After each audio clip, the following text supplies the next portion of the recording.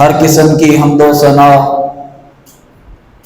اللہ رب العزت کی ذات کے لیے۔ وہ اللہ رب العزت جو اکیلا وحدہ لا شریک کائنات کی ہر ایک چیز کو بنانے والا، زمین و آسمان کی پیدائش کرنے والا، وہ اللہ رب العزت جو زندہ کو مردہ اور مردہ کو زندہ کرنے والا۔ درود و سلام آقا کائنات جناب محمد الرسول اللہ صلی اللہ علیہ وآلہ وسلم کی ذات کے لیے۔ حضرات محترم، میں نے آپ حضرات کے سامنے قرآن مجید کی سورۃ الحج کی آیت نمبر 37 کا کچھ حصہ بیان کیا ہے کہ جس میں اللہ رب العزت قربانی کی فرضیت کے حوالے سے بیان کر رہے ہیں۔ اللہ رب العزت ایمان والوں کو بتلا رہے ہیں کہ اے ایمان والو، لن ینال اللہ لحومہا، جو تم اللہ رب العزت کے راستے میں ابراہیم علیہ السلام کی سنت کو زندہ کرتے ہوئے اللہ رب العزت کے ہاں جانور کو ذبح کرتے ہو، اللہ رب العزت فرماتے ہیں لن ینال اللہ لحومہا، کہ مجھے اس کا گوشت اور ولا دماؤہا، اور نہ ہی اس کا خون پہنچتا ہے۔ اللہ رب العزت فرماتا ہے لن ینال اللہ لحومہا ولا دماؤہا، کہ اے ایمان والو، جو تم قربانیاں کرتے ہو نہ ہی مجھے اس کا گوشت پہنچتا ہے اور نہ ہی اس کا خون پہنچتا ہے۔ پھر اللہ رب العزت کے پاس پہنچتا کیا ہے؟ اللہ رب العزت فرماتے ہیں وَلَٰكِن يَنَالُهُ التَّقْوَىٰ، مجھے اگر پہنچتا ہے تو وہ تمہارے دلوں کا تقویٰ پہنچتا ہے، کہ تمہارے دلوں میں اللہ رب العزت کا ڈر کتنا ہے، تمہارے دلوں میں اللہ رب العزت کا خوف کتنا ہے۔ اور اللہ رب العزت نے قربانی کو ایک عظیم عبادت بنایا ہے، مگر افسوس آج کا مسلمان قربانی کی روح کو بلا بیٹھا ہے۔ آج کا مسلمان کیا کرتا ہے؟ آج بڑے سے بڑا جانور تو لے آتا ہے، مگر دل میں تقوی ایک چھوٹے سے ٹکڑے کی مانند ہے۔ جانور بڑے سے بڑا ہوتا جا رہا ہے، لیکن دل سے تقوی کم سے کم ہوتا جا رہا ہے۔ لوگ قربانی کی نمائش کرنے لگے ہیں، مگر نماز، اخلاص، رزق حلال، حقوق العباد کی فکر کو بلا بیٹھے ہیں۔ آج انسان کو یہ تو پتا ہے کہ میں نے اللہ رب العزت کے راستے میں جانور کو ذبح کرنا ہے، لیکن اس کو یہ نہیں پتا کہ جب تک میں اللہ رب العزت کے بتائے ہوئے احکامات پر عمل نہیں کروں گا میری قربانی قبول ہی نہیں ہوگی۔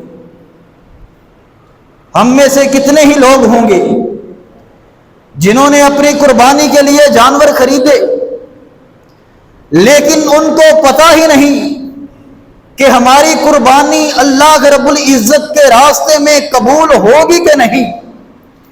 یہ جو ہم نے 50-60 ہزار 1, 2 لاکھ 5, 10 لاکھ اللہ رب العزت کے لیے خرچ کیا ہے، جو ہم نے قربانی کا جانور خریدا ہے، کہ ہم اللہ رب العزت سے اس جانور کا اجر بھی پا لیں گے یا نہیں، اس کا کسی کو نہیں پتا۔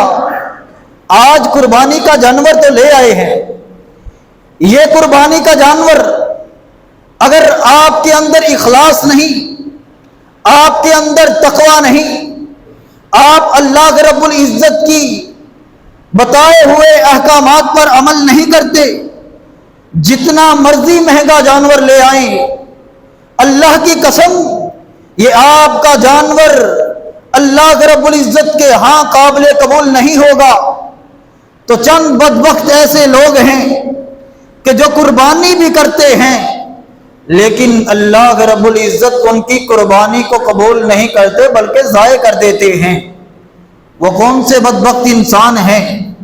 آج ان لوگوں کا تذکرہ کرتے ہیں، اگر وہ خامیاں ہم میں پائی جاتی ہیں اور ہم قربانی کرنے کا ارادہ رکھتے ہیں تو آج اس اللہ کے گھر میں وعدہ کر کے جائیے گا کہ اے اللہ پہلے جتنی کمیاں کوتاہی ہو گئی ہیں اے اللہ ان کو معاف کر دینا، آج کے بعد تیرے احکامات پر عمل کریں گے۔ تو انشاءاللہ آپ کے جانور جس چیز کی آپ نے قربانی کرنی ہے تب جا کے اللہ رب العزت کے ہاں قابل قبول ہوگا۔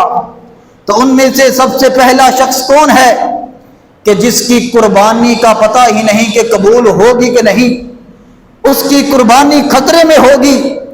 سب سے پہلا انسان ہے بے نماز۔ آج دیکھیے انسان، مساجد کو دیکھیے، بازاروں کو دیکھیں گے، مارکیٹوں کو دیکھیں گے، آپ کو آباد نظر آئیں گی۔ اگر ویران نظر آئیں گے تو وہ اللہ رب العزت کے گھر مساجد نظر آئیں گے۔ تو ہم قربانی کرنے تو چلے ہیں، لیکن یہاں پیغمبر عربی نے یہ بھی بتلا دیا کہ اگر بے نمازی ہوگا اس کی قربانی اللہ رب العزت کے ہاں قابل قبول نہیں ہوگی۔ اور یاد رکھیے بے نمازی، آج کا مسلمان سب سے بڑا المیہ کیا ہے؟ مسلمان لاکھوں کا جانور تو خرید لیتا ہے لیکن 5 وقت نماز کی پابندی نہیں کرتا، جانور کے لیے مہنگی سی مہنگی خوراک خریدتا ہے، اس کی سجاوٹ کرتا ہے، اس کی تصاویر بناتا ہے، مگر مسجد کی صفوں میں جگہ نظر آ رہی ہے تو خالی نظر آ رہی ہے۔ اللہ رب العزت اپنے پاک کلام قرآن مجید میں اعلان فرماتے ہیں فَخَلَفَ مِن بَعْدِهِمْ خَلْفٌ أَضَاعُوا الصَّلَاةَ وَاتَّبَعُوا الشَّهَوَاتِ فَسَوْفَ يُلْقَوْنَ غَيًّا۔ اللہ رب العزت فرماتے ہیں پھر ان کے بعد کچھ ایسے لوگ آئے کہ جنہوں نے اپنی نماز کو ضائع کیا، اپنی خواہشات کے پیچھے لگ گئے، کبھی دل کیا تو نماز پڑھ لی، کبھی دل کیا تو نماز نہ پڑھی، اور اپنی خواہشات کے تابع ہو گئے۔ اللہ رب العزت فرماتے ہیں فَسَوْفَ يَلْقَوْنَ غَيًّا، ایسے لوگ عنقریب جہنم کا ٹھکانہ بن جائیں گے۔ اور آج کا انسان قربانی بھی کرے لیکن اس کے باوجود اللہ کا رب العزت جہنم کے اندر داخل کر دے تو اس سے بڑا بدبخت انسان کون ہو سکتا ہے؟ اس لیے میرے برادر آج ہی اپنی نماز کی حفاظت کیجیے۔ اور نبی کریم صلی اللہ علیہ وآلہ وسلم نے ارشاد فرمایا العہد الذی بیننا وبینہم الصلاۃ فمن ترکها فقد کفر۔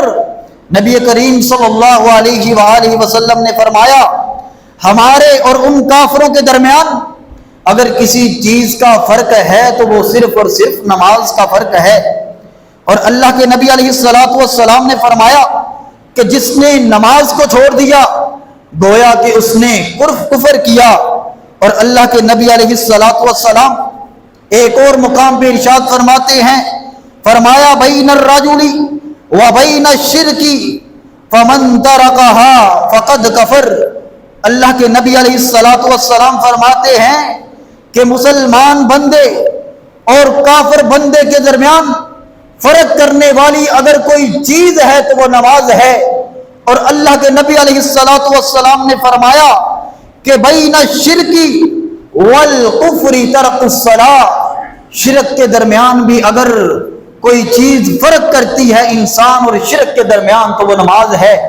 اور اللہ کے نبی علیہ الصلوۃ والسلام نے بے نمازی کو مشرک قرار دیا ہے، اور اللہ کے نبی علیہ الصلوۃ والسلام فرماتے ہیں اگر کسی انسان نے کسی اور عبادت میں کمی کوتاہی کی ہوگی، کل قیامت کا دن ہوگا، اپنے گناہوں کی سزا کو کاٹ کر بالآخر جنت میں چلا جائے گا۔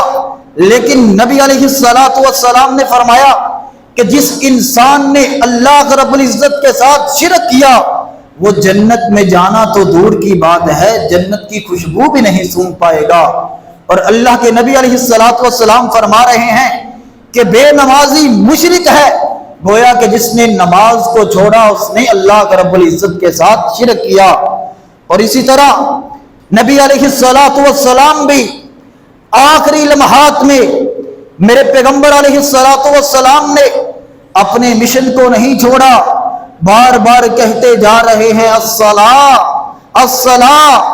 میرے نبی علیہ الصلوۃ والسلام کے آخری لمحات ہیں، لیکن اس کے باوجود یہی اپنی زبان سے کلمات نکال رہے ہیں الصلاۃ الصلاۃ۔ اے میری امت کے لوگوں، نماز کا خیال رکھنا، اے میری امت کے لوگوں نماز کی پابندی کرنا۔ وہی میرے پیغمبر علیہ الصلوۃ والسلام جب طائف کی وادی میں جاتے ہیں، اس سے بڑا جرم، اس سے بڑا ظلم میرے پیغمبر کے ساتھ اور کہیں بھی نہیں ہوا۔ جتنا بڑا ظلم میرے پیغمبر کے ساتھ طائف کی وادیوں میں کیا گیا، طائف کی وادیوں میں میرے پیغمبر علیہ الصلوۃ والسلام نے جب اللہ رب العزت کی توحید کا اعلان کیا، ان ظالموں نے کیا کیا؟ میرے پیغمبر علیہ الصلوۃ والسلام کو پتھر مارے۔ میرے پیغمبر علیہ الصلوۃ والسلام کو پتھر مارتے ہیں اور آقا علیہ الصلوۃ والسلام خون سے لہو لہان ہو جاتے ہیں۔ اچانک ہوتا کیا ہے؟ آسمان سے فرشتے آتے ہیں، فرشتے آ کے اللہ رب العزت کے پیغمبر علیہ الصلوۃ والسلام سے کہتے ہیں اے اللہ کے نبی ہمیں اجازت دے دیجیے، ہمیں اجازت دے، ہم ان کو تباہ و برباد کر دیں گے۔ لیکن نبی علیہ الصلوۃ والسلام نے ان کی تباہی کے لیے نہیں کہا، بلکہ اللہ کے نبی علیہ الصلوۃ والسلام نے ان کو عفو درگزر کرتے ہوئے جبریل امی سے کہا اے جبریل آج یہ نہیں ایمان لے کے آ رہے تو کل ان کی اولادوں سے تو ایمان لے کر آئیں گے۔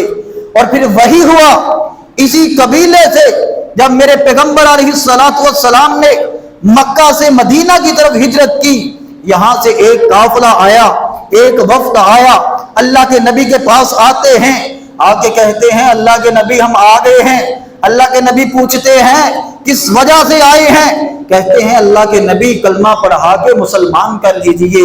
اللہ کے نبی فرماتے ہیں ہاں مسلمان ہو جائیں، کلمہ پڑھا دیتا ہوں، لیکن کہتے ہیں اللہ کے نبی ایک شرط ہے۔ فرمایا کون سی شرط ہے؟ اللہ کے نبی علیہ الصلوۃ والسلام کو کہتے ہیں اے اللہ کے نبی اللہ کو ایک بھی مانیں گے، آپ کی رسالت کا اقرار بھی کریں گے، روزے بھی رکھیں گے، زکوٰۃ بھی ادا کریں گے، حج بھی ادا کریں گے، لیکن ایک کام ہم نہیں کر سکتے۔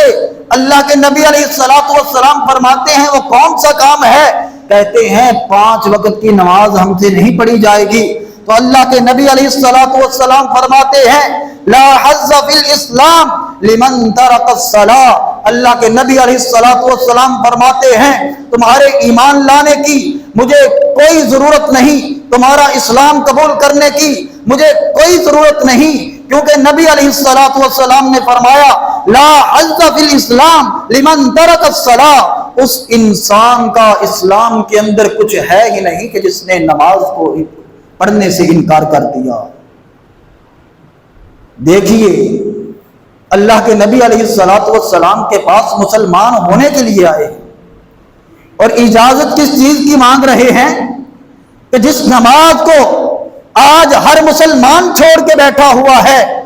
اور یہی ہی بس نہیں، امام راضی اپنی تفسیر کے اندر لکھتے ہیں کہ جو بے نماز ہے وہ بے نماز وہ ایسا ایک جانور ہے کہ جس جانور کا نام لینے سے بھی انسان کو گریز کرنا چاہیے، اللہ کے نبی علیہ الصلوۃ والسلام کے وہ درویش بزرگ فرماتے ہیں کہ جو انسان بے نماز ہے گویا کہ وہ خنزیر سے بھی بدتر ہے۔ آج ہم کسی کو خنزیر کہہ دیں تو دیکھنا ادھر کیا ہوگا، لیکن حقیقت یہی ہے۔ امام راضی نے اپنی تفسیر میں لکھا کہ جو بے نماز ہے وہ خنزیر سے بھی بدتر ہے، اور اللہ کے نبی نے یہ فرمایا کہ جو بے نماز ہے وہ مشرک ہے، اور اللہ کے نبی علیہ الصلوۃ والسلام نے فرمایا کہ جو بے نماز ہے اس کی کسی قسم کی عبادت قبول نہیں، چاہے وہ قربانی ہے یا کوئی اور کام ہے۔ تو اس لیے اگر آپ چاہتے ہیں کہ جو آپ 1 2 3 لاکھ کا جانور لے کر آئے ہیں، اگر چاہتے ہیں کہ وہ اللہ رب العزت کے ہاں قابل قبول ہو، تو میرے برادر نماز پڑھنی پڑے گی۔ نماز کے علاوہ اور کوئی چارہ نہیں، کیونکہ اللہ کے نبی علیہ الصلوۃ والسلام نے یہاں تک فرمایا کہ بین العبد و بین الکفر ترک الصلاۃ، کہ مومن بندے اور کافر کے درمیان بھی اگر فرق کرنے والی کوئی چیز ہے تو وہ نماز ہے۔ آج ہم ادھر بیٹھ کے یہاں سے سنتے ہیں، ہمارے دل نرم ہو جاتے ہیں، لیکن جو ہی مسجد سے باہر نکلتے ہیں نماز عصر کے لیے آنے کے لیے کوئی تیار ہی نہیں، اور جب پوچھا جاتا ہے میں کام میں مصروف تھا، فلاں وجہ سے نہیں آ سکا، گویا کہ اللہ کے نبی علیہ الصلوۃ والسلام نے تو یہاں تک فرمایا، میرے پیغمبر علیہ الصلوۃ والسلام کے نبینے صحابی حضرت عبداللہ ابن ام مکتوم رضی اللہ تعالیٰ عنہ میرے پیغمبر کے پاس آتے ہیں، آ کے کہتے ہیں اللہ کے نبی میں بوڑھا ہو چکا ہوں، سفید بال ہیں داڑھی کے، بوڑھے ہو چکے ہیں، گھر میں لانے والا کوئی نہیں، راستے میں موذی جانور ہیں، خاردار جھاڑیاں ہیں۔ اللہ کے نبی علیہ الصلوۃ والسلام کے پاس آتے ہیں اور نماز کی رخصت لینے کے لیے نہیں آتے، بلکہ بس اتنا ہی کہتے ہیں اللہ کے نبی بوڑھا ہو چکا ہوں، گھر سے لانے والا کوئی نہیں، اے اللہ کے نبی راستے میں موذی جانور ہیں، اے اللہ کے نبی راستے میں خاردار جھاڑیاں ہیں، راستے میں بھٹک جاتا ہوں، اے اللہ کے نبی بس اتنی اجازت دے دیجئے، کیا میں گھر میں نماز پڑھ سکتا ہوں؟ تو اللہ کے نبی علیہ الصلوۃ والسلام فرماتے ہیں، اللہ کے نبی فرماتے ہیں جاؤ گھر میں نماز پڑھ لو جا کے۔ اور ابھی تھوڑی دیر ہوتی ہے، عبداللہ ابن ام مکتوم جانے لگتے ہیں، اللہ کے نبی دوبارہ بلاتے ہیں، اے عبداللہ ادھر بات سنو۔